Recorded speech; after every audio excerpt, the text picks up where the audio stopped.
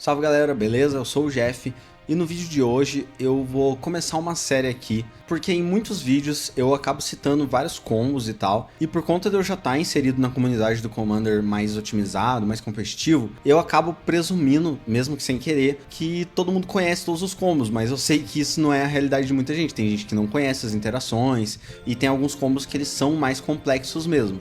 Então eu vou começar a fazer uns vídeos explicando vários combos, né? Eu vou pegar aí combos que jogam formato, desde os mais simples até os mais complexos.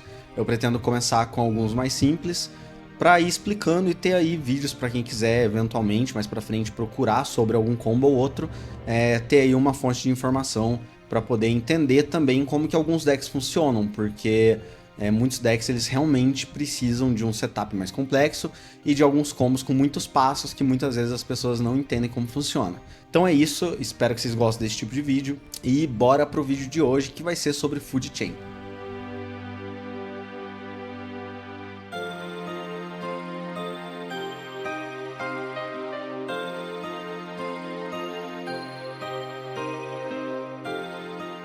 Então bora lá falar um pouquinho desse encantamento. A Food Chain, ela é um encantamento de 3 manas, ele é verde. Ele é um encantamento bem caro, né? Hoje em dia ele tá aí por volta dos 200, 250 reais, mas ele já chegou aí a bater mais de 500 reais, até bem mais do que isso, né?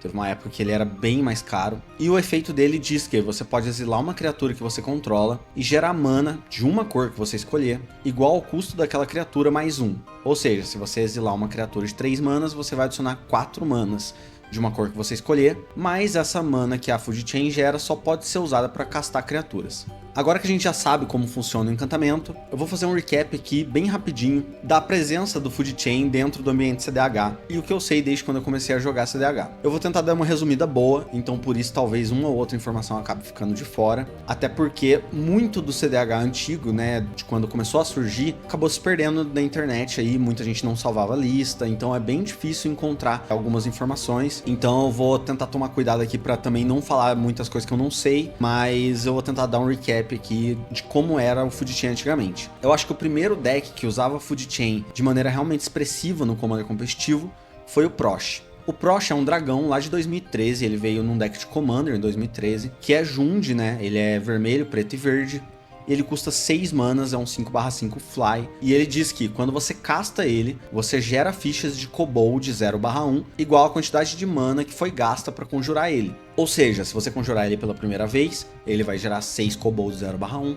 Se você conjurar ele pela segunda vez, ele vai custar 2 a mais, então ele vai fazer 8 Kobolds 0/1. E isso exponencialmente, quanto mais ele sair e entrar, mais Kobolds ele vai gerar. E a segunda habilidade dele é um Saque Outlet, você pode sacrificar uma criatura para que ele ganhe mais 1/0 até o final do turno. Saque Outlet, né, para quem não sabe, são criaturas que podem sacrificar voluntariamente outras criaturas, ou permanentes que podem sacrificar voluntariamente outras criaturas. No caso do Prosh, ele pode sacrificar uma criatura para ganhar mais 1/0, mas o importante mesmo é que ele te permite sacrificar criaturas voluntariamente na hora que você quiser. E por que o Prosh jogava com Food Chain? Pelo simples motivo de que o Prosh estando na mesa, você podia exilar ele com Food Chain, você geraria 7 manas da cor que você quisesse, e podia exilar os Kobolds um por um, gerando uma mana para cada, já que os Kobolds eles têm custo 0. Então você podia, para cada Kobold, gerar uma cor diferente de mana. Então você poderia gerar mana Jund, né, para poder recastar o Prosh. E toda vez que você recasta ele, ele vai gerar mais Kobolds. Então você exila ele, recasta ele, vai gerar mais Kobolds. Você exila ele, todos os Kobolds, gera mais mana.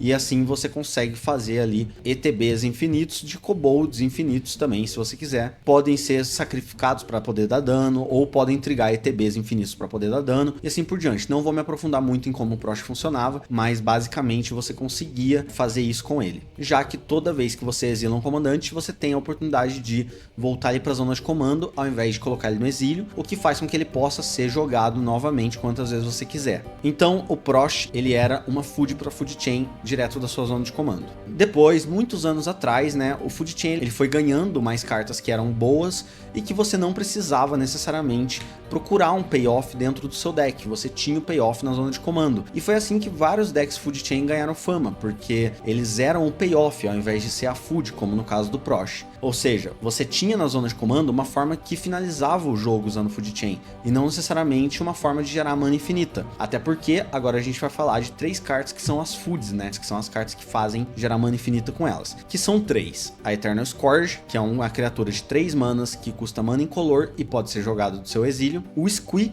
que é uma criatura vermelha, que pode ser jogada do cemitério ou do exílio, e o Misty Hollow Griffin, que é uma criatura de 4 manas, que é azul, e que também pode ser conjurado do exílio. O que essas 3 criaturas têm em comum é que todas elas podem ser jogadas do exílio, então se você exilar elas com Food Chain, você pode usar a mana que você gastou para poder jogar elas do exílio de novo. Ou seja, se você exilar um Eternal Scourge, ele custa 3 incolores. Então, você exila um Eternal Scourge para 4 manas azuis, por exemplo. Gasta 3 delas, volta ele pro campo, te sobrou uma azul. Exila ele de novo, gera 4 vermelhas. Usa 3 dessas vermelhas, coloca ele no campo. Agora você tem uma azul e uma vermelha sobrando. Se você repetir isso infinitamente, você vai ter mana infinita da cor que você quiser. Só que esse mana só pode ser usado para conjurar criatura. E é por isso que era importante você ter um payoff na zona de comando. Porque como seu comandante é uma criatura, você pode usar essa mana infinita para jogar o comandante quantas vezes você quiser da zona de comando e remover ele do campo usando a própria Food Chain. Então, eu vou usar um exemplo que ele não é tão antigo assim, mas se a gente pensar que a gente já tá quase em 2025, né, ele acaba já estando um pouco antigo, porque ele foi lançado há 4 anos atrás, 2020, mas parece que foi ontem, que é o Ukimi e o Kazur. Esses dois comandantes, eles ficaram bem populares durante a época que eles foram lançados com o Dex Food Chain, porque primeiro eles tinham cores favoráveis, né, você tem que ter verde, e você tava nas cores Sultai, que na época era uma combinação de cores que tava muito em ascensão. Mas qual que era realmente a vantagem de usar o Ukimi e Kazur na zona de comando? Você tinha lá o seu combo de Food Chain usando uma dessas foods que eu falei, vou continuar usando o exemplo da Eternal Scourge. Então assim que viesse o seu encantamento e você tivesse um tutor para poder buscar o Eternal Scourge, já que você tem verde, você poderia tutorar ele direto pro campo, usando um acorde do chamado, por exemplo. Você poderia fazer a mana infinita para azul e preto, e a partir daí, você tendo mana infinita, você conjurava o Kima, que é um bicho de 3 manas, ele é de Mir, né? E ele tem o efeito de que quando ele sai do campo de batalha, ele causa X de dano em um oponente, sendo X o poder dele. Ou seja, já que ele tem poder 2, se você conjurar ele e exilar ele com Food Chain, ele vai voltar para a zona de comando e você vai dar 2 de dano em alguém. Tendo mana infinita, você joga ele de novo, exila ele pela Food Chain, dá mais 2 de dano em alguém. E repete isso até que você mate seus 3 oponentes. Então você ter o payoff na zona de comando te garantia que uma das peças que você iria precisar para fazer o combo funcionar sempre iria estar à sua disposição lá na zona de comando.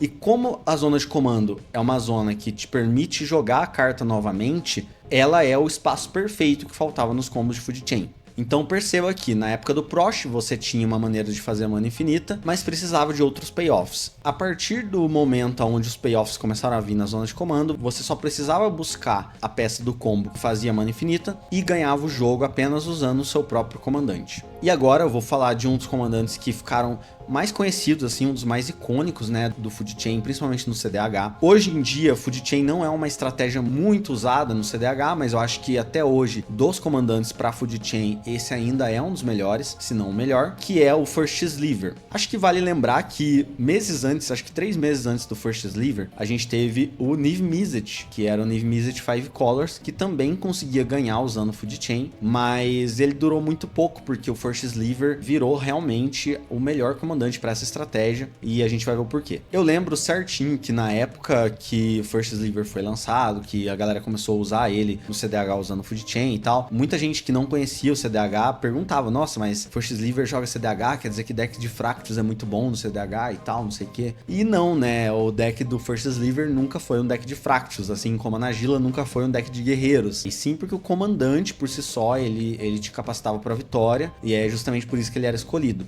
E para entender isso, a gente precisa entender o efeito dele.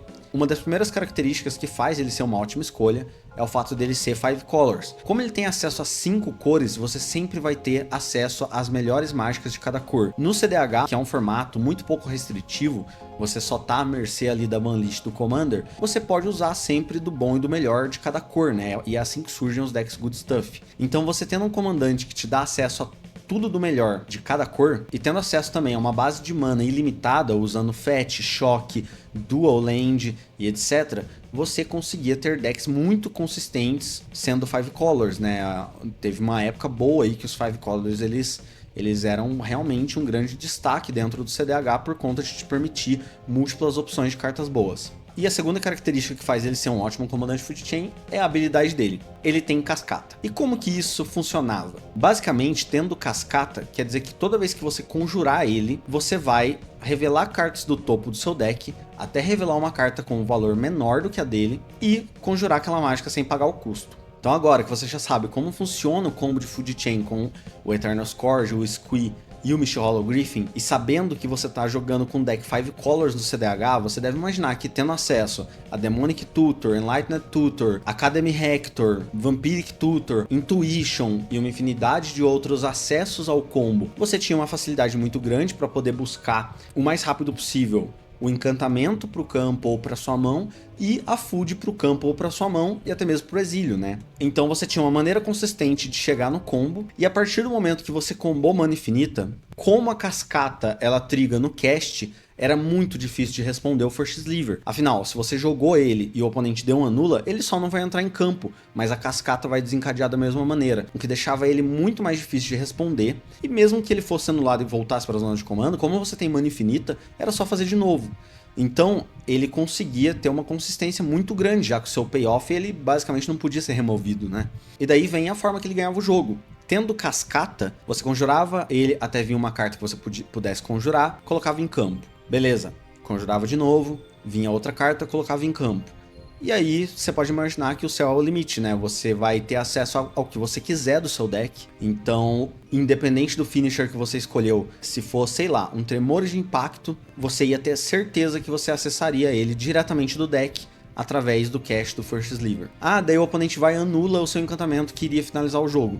Continua fazendo ele até vir outra carta que vai fazer o papel de finisher, e você tendo casts infinitos quer dizer que se você tiver 5 finishers no deck, os 5 vão entrar em campo. E é por isso que ele era um deck tão forte na época usando essa estratégia. Hoje em dia, com o aumento do Power Creep e o aumento também das estratégias fortes no Commander, a gente tem acesso a muito mais combos mais consistentes, né? A gente tem aí o tão falado Taças Oracle, a gente tem os combos de Underworld Breach, a gente tem os combos mais compactos que vão em qualquer deck, tipo Dualcaster Mage, os combos de Sawing Half com Pinnacle Monk, todos esses eu vou falar aqui nos próximos vídeos, né?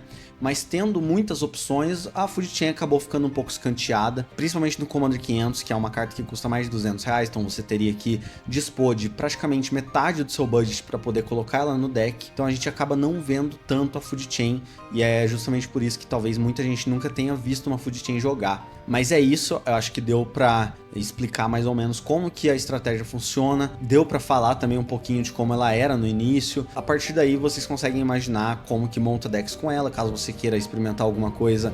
Acho que agora dá pra ter uma ideia melhor de como buildar usando uma Food Chain, o que você precisa procurar ter, quais são os melhores comandantes, né, que seriam os payoffs na zona de comando, que são caras que finalizam o jogo na zona de comando, e assim por diante. Espero que vocês tenham gostado desse vídeo. Eu planejei para que ele fosse um pouquinho menor do que os vídeos normais, mas como eu gravo sem roteiro, eu acabo falando por muito mais tempo do que eu planejava. Mas espero ter conseguido trazer bastante informação aí para você que não sabia como funcionava a Food Chain. Se você tá aqui no canal e gosta do meu conteúdo, considera virar membro do canal. Caso você não queira virar membro, com seus comentários, like aí, vocês também me ajudam muito a querer continuar esse projeto.